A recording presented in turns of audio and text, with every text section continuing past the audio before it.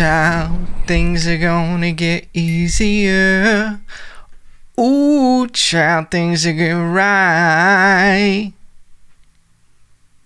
Someday, child, we won't live in a lockdown. Someday, child, we'll be able to go out. But it won't be 2020 or 2021, 2, 3, 4, 5, 6. It's not going to be until, I don't know, no time in the foreseeable future. Have you seen that one video online? Where are my headphones? Where are my goddamn headphones? I can't hear myself right now. Where the guy's like, 1, 2, 3, 4, 5, 6, 7, 8, 9, 10. I don't know why it's so funny, but it's just a guy counting. That's the internet for you guys. You just count and people laugh at you because of it. Get that thumbnail picture? Got it. Now we can put the headphones on. Did we plan that? No, we didn't plan that. Just fucking up my great hair day. That's what we're doing now. Can't even tell I have great hair today. Okay? Your boy's been giving himself his own haircuts since, I don't even know what month. It's been quite a few months. In the beginning of the pandy, couldn't find a hair clipper. You would have thought that shit was water or toilet paper. You couldn't find any hair clippers in the beginning of the pandy. So I had to wait. And we got a little Shaggy. But then, Shaggy, oh, you're my angel, mama border. Hashtag Shaggy. And it took a few months. And then we got clippers and we were like, fuck it, let's shave our head. And then we got bored with that, okay? We got bored with that. I knew I needed to let my hair start growing out when I gave myself listen, I only know how to do one thing, a low fade buzz, okay?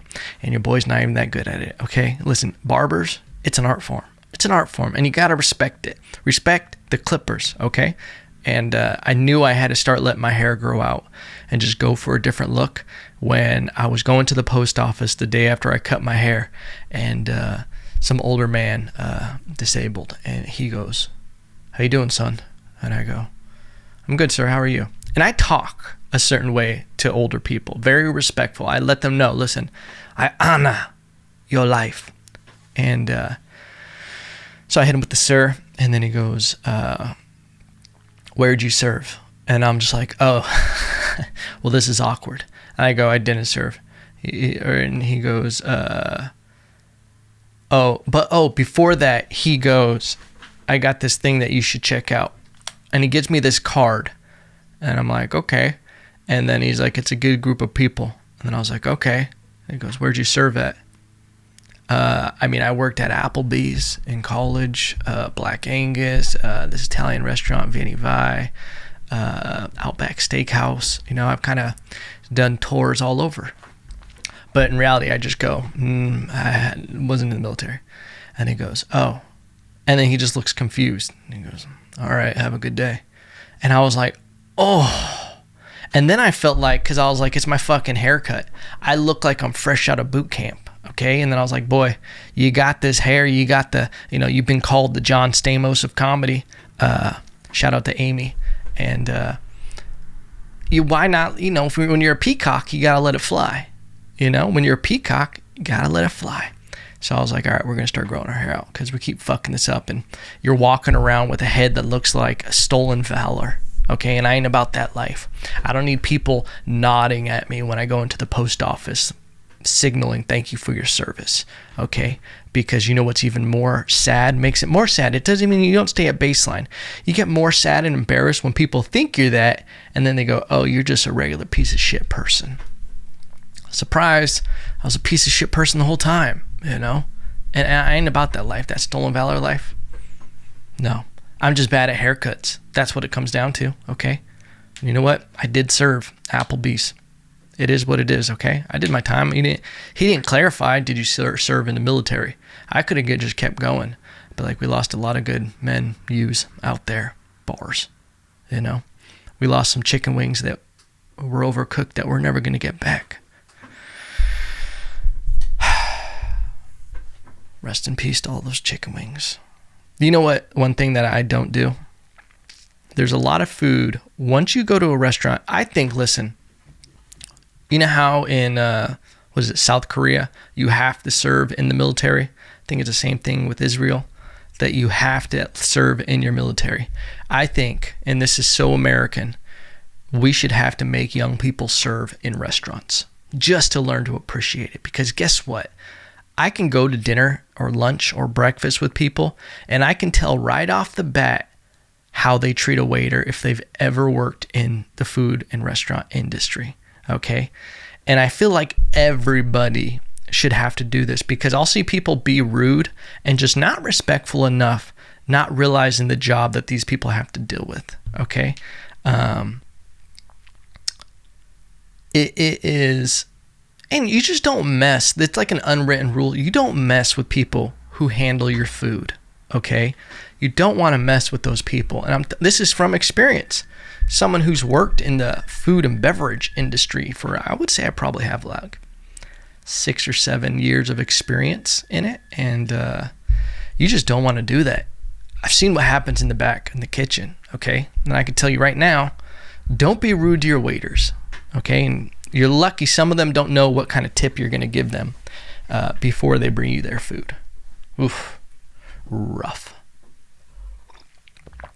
But I think it would be a good idea for people to have to work that job, because maybe they'd be like, and it's like an ignorance thing, which is why I think that they should have to do the job, because it's not ignorant in the bad sense. It's ignorant in the sense that they don't understand what happens in the back of the kitchen, okay? I used to love messing with people, because it's like there's so many moving pieces in the back, and sometimes you get sat extra, there's a rush and everything, tons of people. And sometimes people don't realize, well, there's only one other table right here. Like, what's the holdup? It's like, bitch, there's people everywhere, okay? And all the food, we don't know what's going on. We don't know if we're short-staffed in the back. We don't know if we're out of this. We don't know if somebody just had a seizure in the back or broke glass in the ice machine.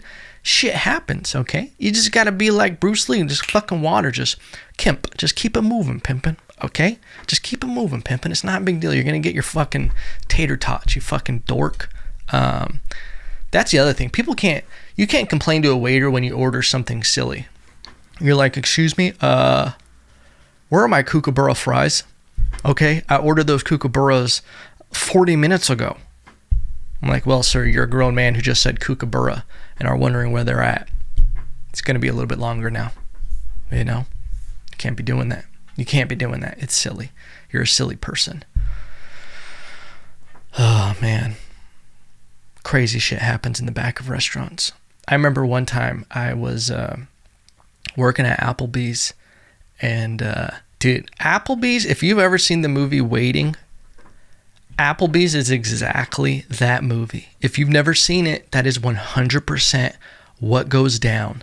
There are so many characters that work in Applebee's, okay?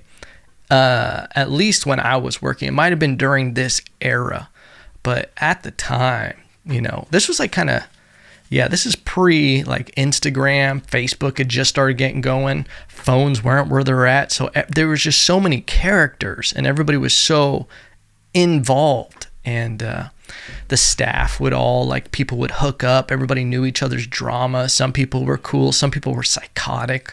Some people were, like, criminals. There was a lot of shady shit. And it was, like, the truest thing, that movie Waiting, where it's, like, the bus boys and shit and the hostess. Like, everything just matched up perfectly with that.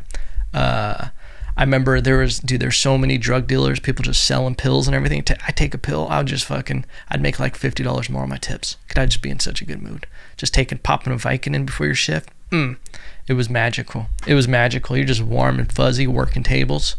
I loved it. Can't take those anymore, huh? Take too many of those, you're going to have a bad time, all right? It's something you do in college, I guess, kids, and I mean, not when you're in college. I mean, when you have a broken bone. What am I talking about here? When you get a broken bone and you're administer them from a professional. I remember, though, the cooks. I'm always good with the cooks. Always good with the cooks and the dishwashers. You got to be good with everybody, okay? Sometimes you got to tip out. I would always tip out the hostess and the bus boys. And it used to be a thing, like, where you would actually just tip them out a certain percentage of your overall tips would go into their tips, and they would kind of disperse it evenly. But you got to slip them an extra $1 or $2 every now and then. You get a good table, and they bust it really fast, something, boom, break them off $1 or $2, because they're going to remember that. Okay, you start treating them shitty. You start telling them shit like, hey, you need to clean this table, blah, blah, blah. I need more tables, clean this section, blah, blah, blah, blah, blah. They going to start remembering that. And you just got to have good relationships, okay? This shit is political. You start tipping out the hostess good, they might give you some. I'm just kidding. They might sit some good people in your section. That's what I'm talking about. But it's true. That was the thing. You got to work the system. You got to play with it a little bit. You got to grease the palms. You tip out the hostess a little bit good. They're gonna know who to seat in your section. You're like, Evan, is that profiling? Is that stereotyping on what kind of people are gonna tip good based on their appearance? 100%. 100%.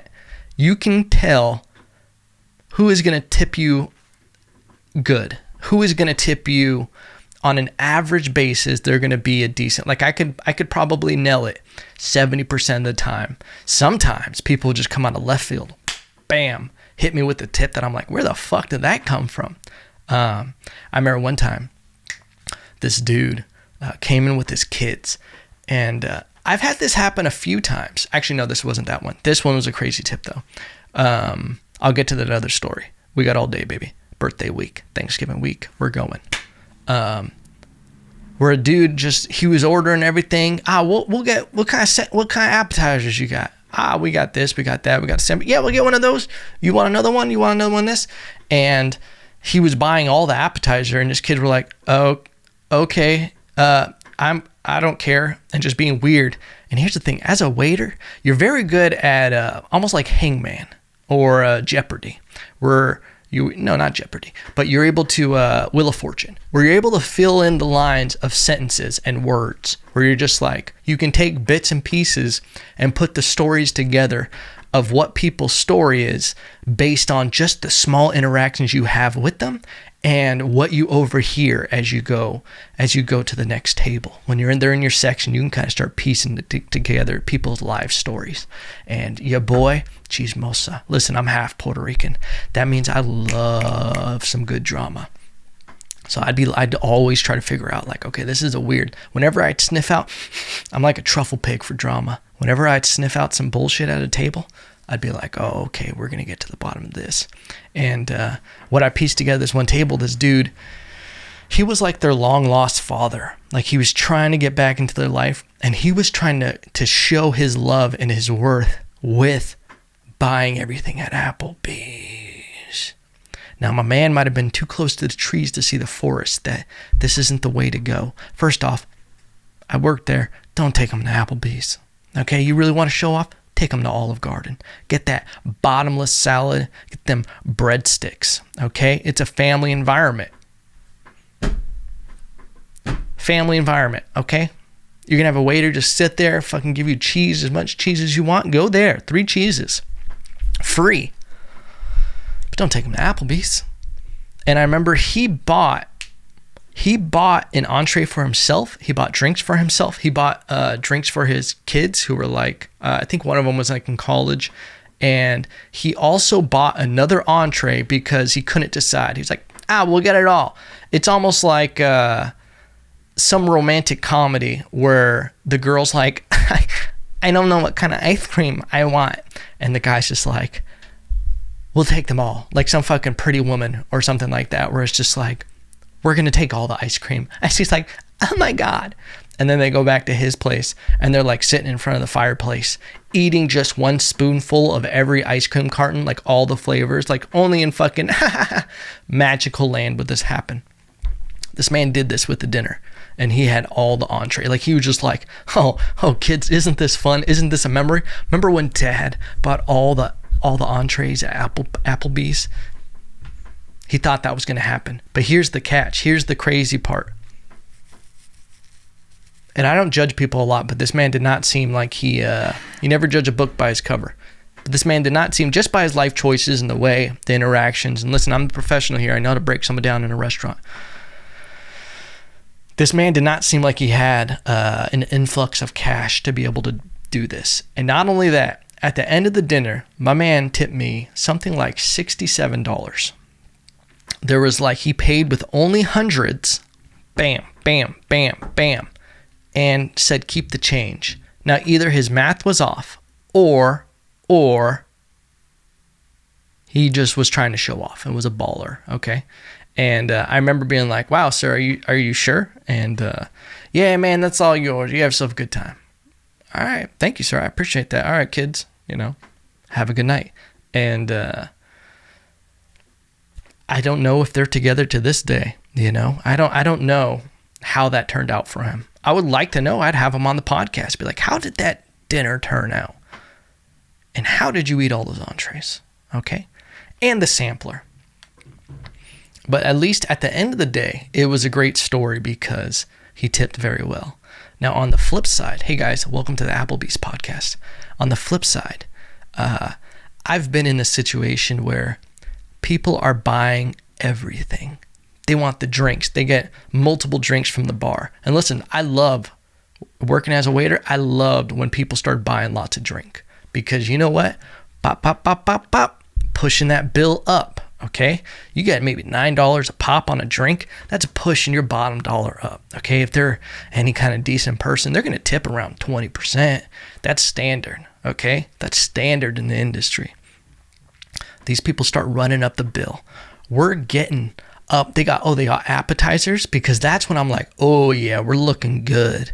They got all around the drinks. They get appetizers, multiple appetizers. Ooh, they got some change to spend. Okay, they're there for the experience. All right, they all get entrees, and guess what else they got?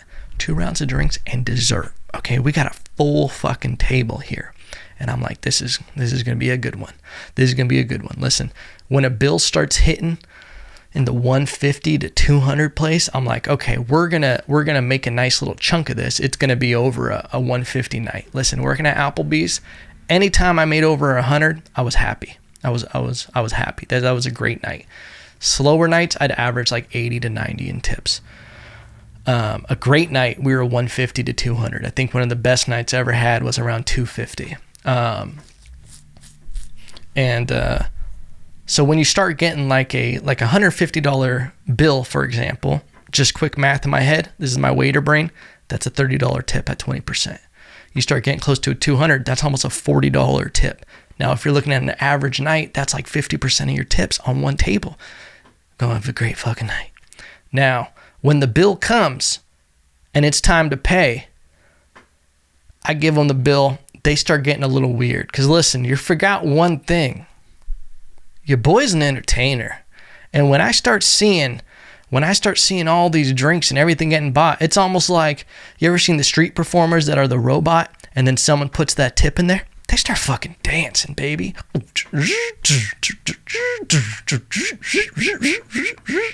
Your boy starts dancing, start entertaining. I start spitting my jokes. I got all these food puns and shit, and I'm doing this and I'm doing that, little tricks back and forth. Just up, up, up. But this is when I know it's a red flag when you're a waiter. When you drop the bill off, and all of a sudden, they treat you like a 2-bit whore. All of a sudden, they're very standoffish. They're cold. They busted the nuts, so to speak. I feel like a hooker at this point, okay? Bust a nut, and they're realizing, I don't really like this guy. You know? It's over. They got what they needed. They got their fix, okay? They had the experience. Now we're shutting it down. We don't want to make eye contact because we're about to fuck you. Okay, well, ironically, buy me dinner first before you fuck me like this. So then I walk away, and I'm instantly like, okay, we may have counted these chickens before they hatched. When it's time for them to leave, sometimes, and it's not the best move to do, and I didn't do it often, I would go start bussing things if I could see that they were going to sit there and keep talking. Even if I know they paid the bill already and they put their check in or their credit card and they already swiped it, but they did cash. And I remember I start bussing the table. If they're going to sit there and talk, I start bussing the table. Okay, just to clear things off for them. They can just hang out and whatever they're going to do. I see the cash. I go, okay, is this all set? And he goes, yep, that's all yours. And I'm like, okay, well, at least I'll have the results now, okay, of knowing how much he tipped. And then I go, okay, do you need change? And he goes, yes, please. And I go, okay. You know, just feeling, just the way things felt, the way it came off. I go and I get it. It was close to like a $200 bill. I don't remember exactly. But there was something like only $7 and change. So I'm like, okay, this is either a 2% time. What happens is they take the $7 and they put like a 20 to 40. Maybe that's going to happen, but I didn't feel good. So I go, I bring it back to him. And listen, before you're like, waiters make an hourly wage.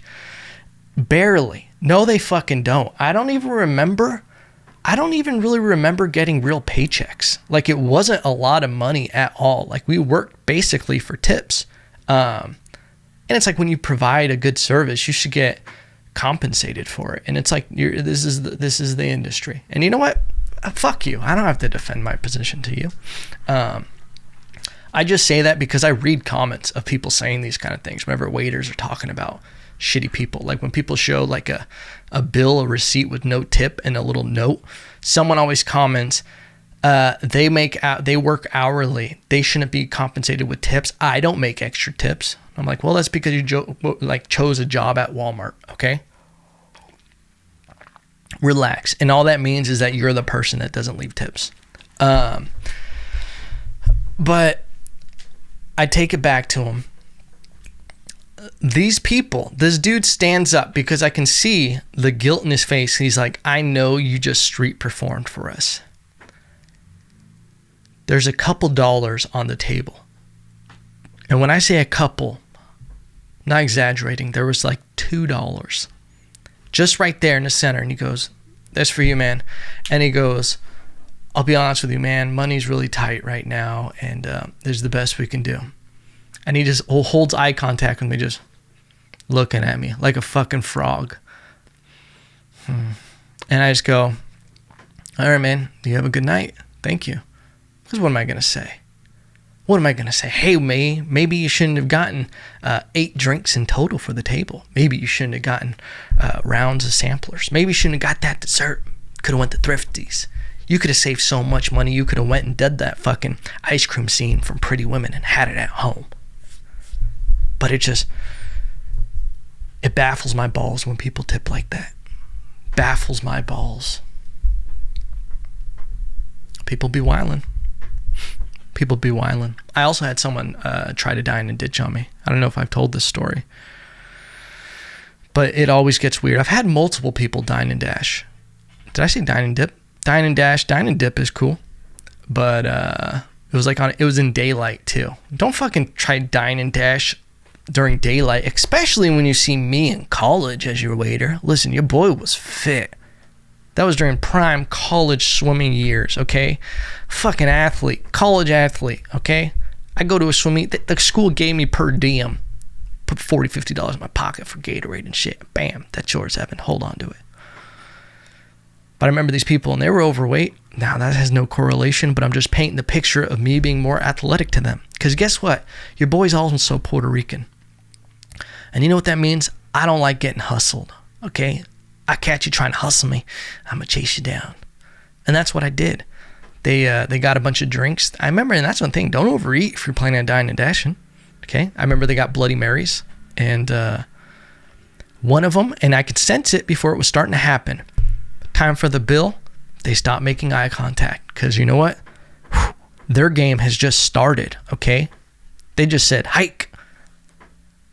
I'm watching because I can feel something weird starts happening, because one person goes to the bathroom at the time to pay the bill. The other person gets up, goes to the bathroom. One of them goes back to the table, and I remember she's looking at me, but she won't make eye contact with me as I walk by, because, you know, I'm a hospitable guy. You come to my house, you come to, especially my restaurant, I'm working, I'm getting paid for it. I'm going to ask you how you doing. You need another drink? Anything else I can get for you? Need some napkins? Any toiletries to take with you? You want a mitt? Toothpicks in the front, okay? She won't even look at me. And I'm literally, she's like a girl on a Stairmaster machine whenever a guy walks by, okay? Just eyes on the fucking wall. And I'm like, it's happening. So as soon as I walk around and I go into the kitchen, listen, you go into that kitchen corner, going through, letting people know you're coming. I do a circle because I want to see what's going to happen once I go through. Here's the other thing. During that time, her man had slipped out the other side. So she gets up, starts going towards the door, literally times it for when I go in the back and I come right back out. So I see her walking out the door. I go to where the bill is. Nothing in it. They didn't pay for it.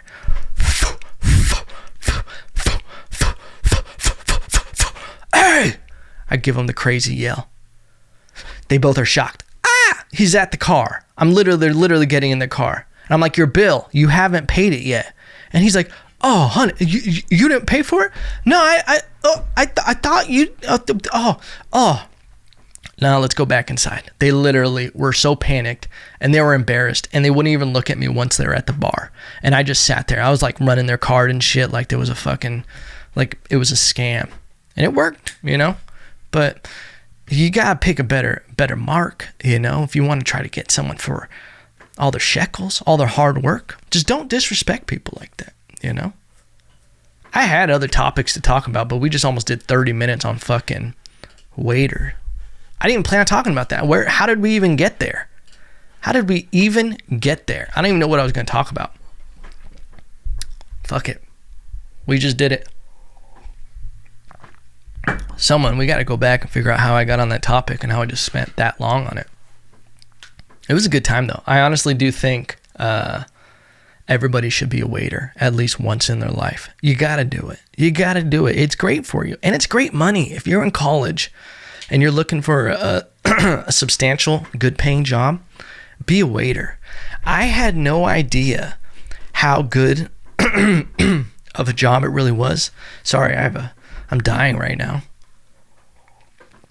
I had no idea how good of a job it was until I started getting other jobs later on, like after college and everything, and realizing how much money I was making as a waiter. Because it's substantial, especially if you're like 18 to 21.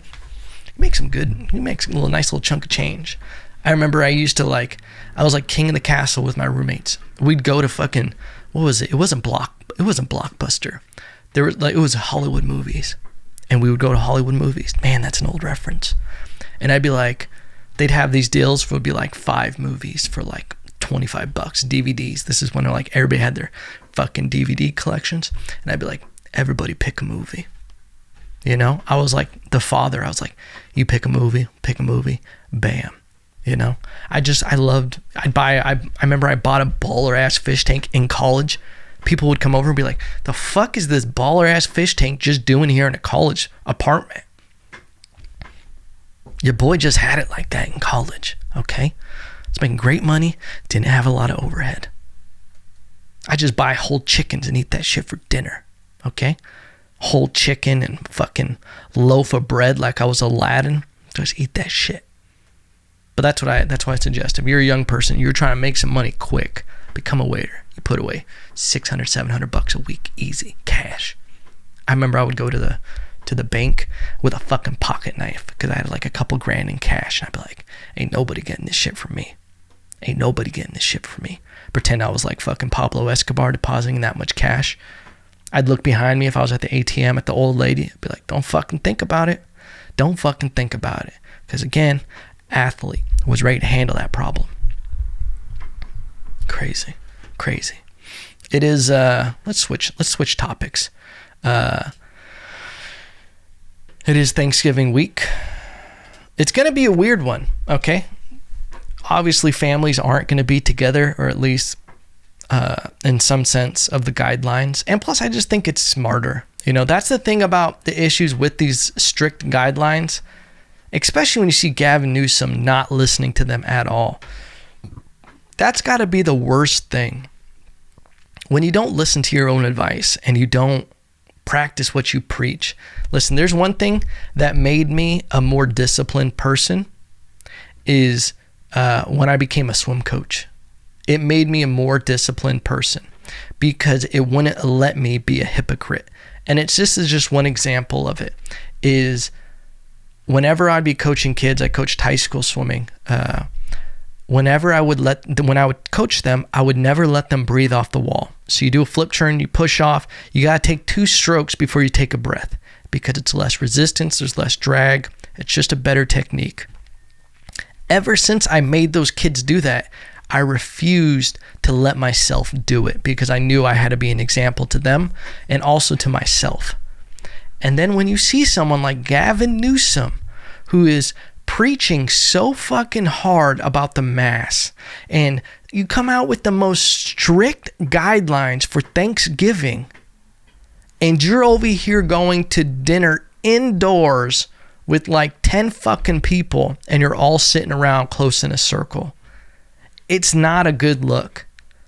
And I get that he came out and he was like, oh, I'm sorry, I really messed up, I apologize. You only apologize because you got caught.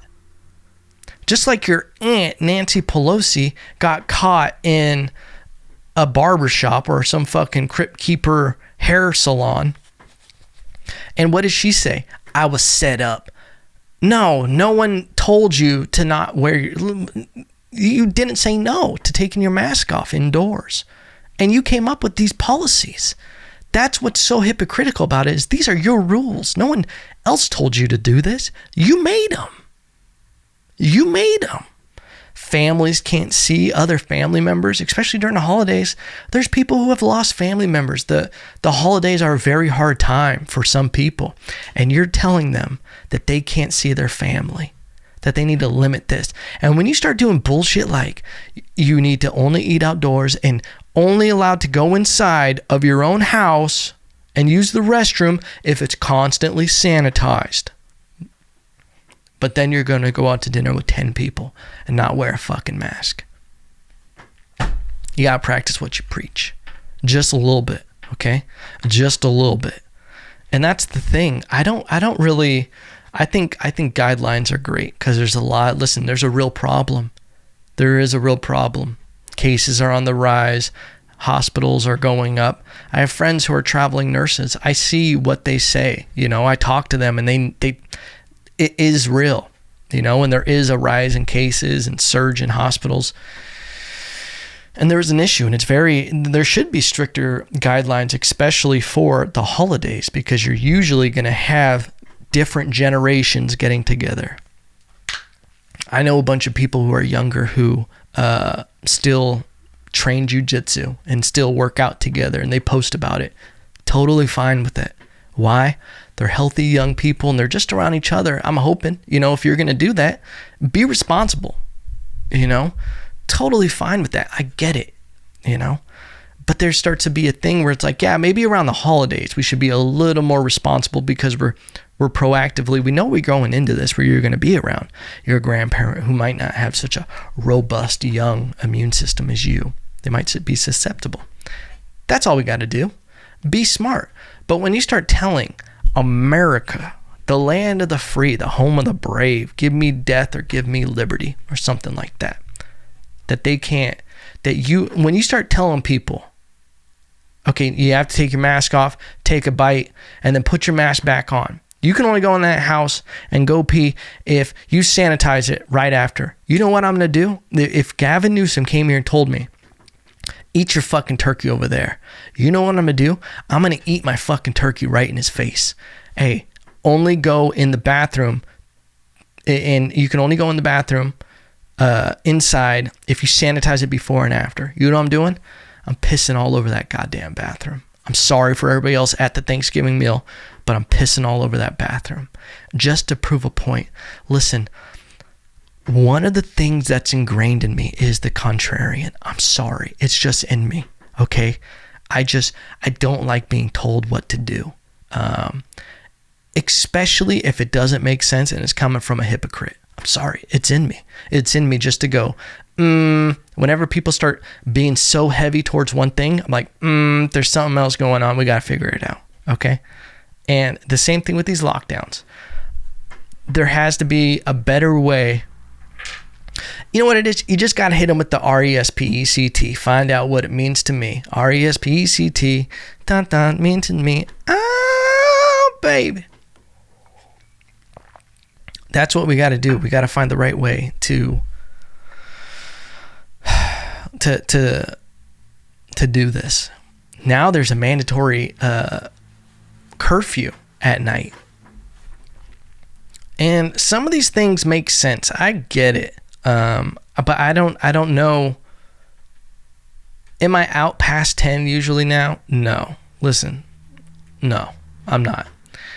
But I'm like, where does this stop? Because what stops where we start giving away certain liberties? Does it stop?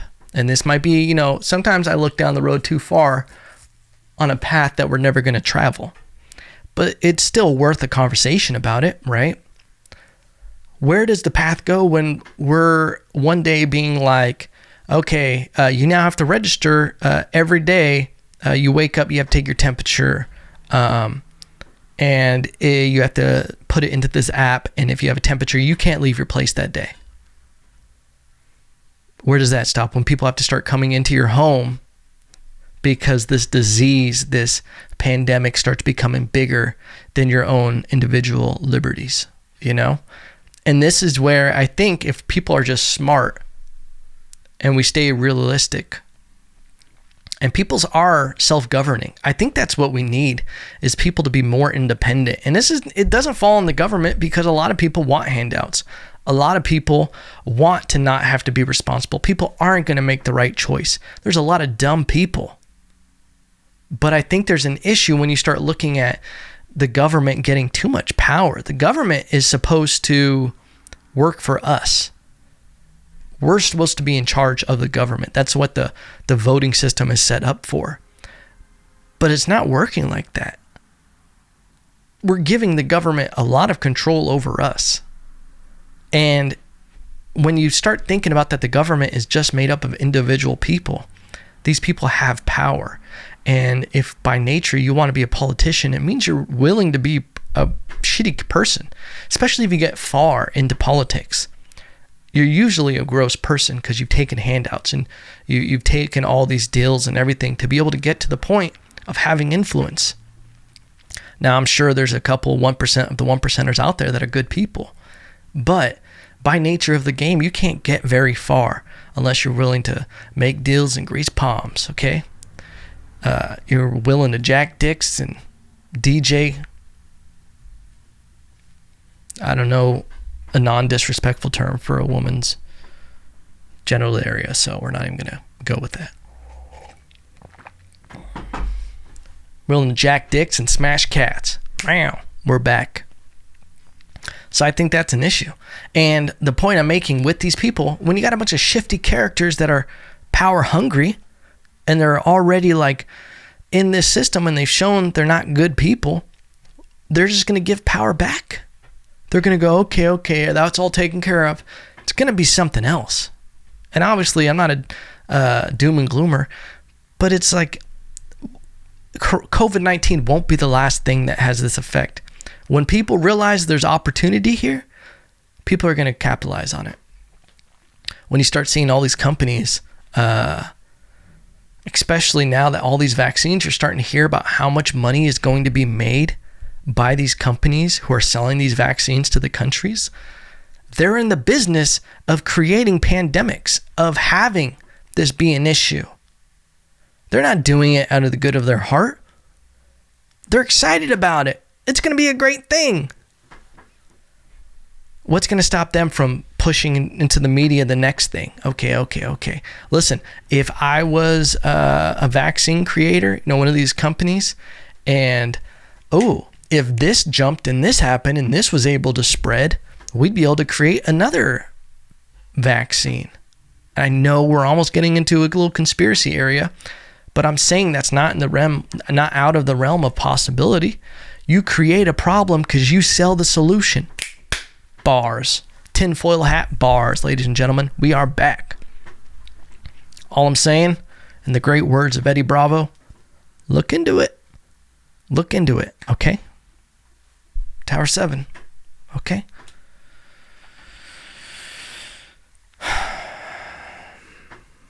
World's a crazy place, ladies and gentlemen. But you know what? At the end of the day, your boy still loves you. And I always say it, and we're getting towards the holidays. I believe we're coming up on the 1 year pretty soon here. We're going to come up on the 100th episode. And I got to say, everybody that's been listening to this since the beginning, since the middle, I know a lot of people, what's dope is for me to go back through the stats of the podcast.